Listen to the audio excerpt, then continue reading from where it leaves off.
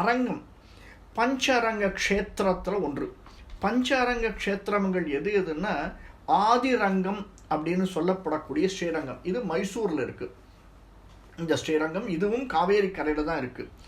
அப்பாலரங்கம் அப்படின்னு இப்போ நம்ம பார்க்குறது அப்பக்குடத்தானுடையது அப்பாலரங்கம் அப்படிங்கிறது. இது ரெண்டு விஷயமா சொல்லலாம். அப்பாலரங்கம் அப்படின்னா வழக்கு, அந்த இடத்தில் பேசக்கூடிய வழக்கு, அது அங்கே அப்பால இருக்குது அப்படின்னு சொல்லுவா இல்லையா, அந்த மாதிரி ஒரு பெயர் பெற்றிருக்கலாம் அப்பாலரங்கம். இன்னொன்று நம்ம பெருமாளை பார்த்தோம்னு வச்சுக்கோங்க, மிக மிக மிக அழகான பெருமாள். இந்த அப்பாலரங்கன் இருக்கார் இல்லையா, மிக அழகான பெருமாள்.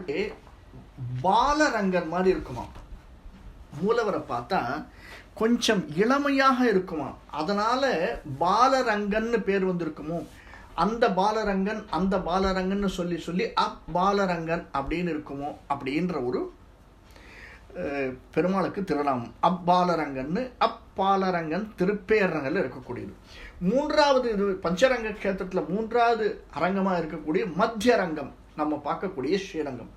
திரு அரங்கம் என்று சொல்லக்கூடிய காவிரி கொள்ளிடம் கரைகளுக்கு இடையே இருக்கக்கூடிய விபீஷணால் பிரதிஷ்டா செய்யப்பட்ட ஸ்ரீரங்கம்.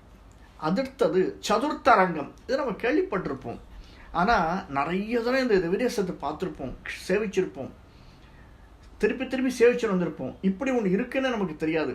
கும்பகோணத்தில் இருக்குது சதுர்த்தரங்கம் அப்படின்னு. அடுத்தது நம்ம கும்பகோணம் வரைச்சே இவருடைய பெருமாளை பற்றி பார்க்கலாம். பரிமளரங்கம், திரு இந்தளூர் பரிமளரங்கம்.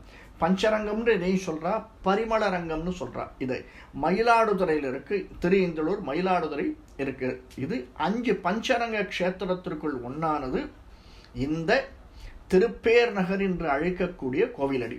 இதில் பெருமாள் அப்பாலரங்கன், அப்பால ரங்கநாதன்னு பேர் பெருமாளுக்கு.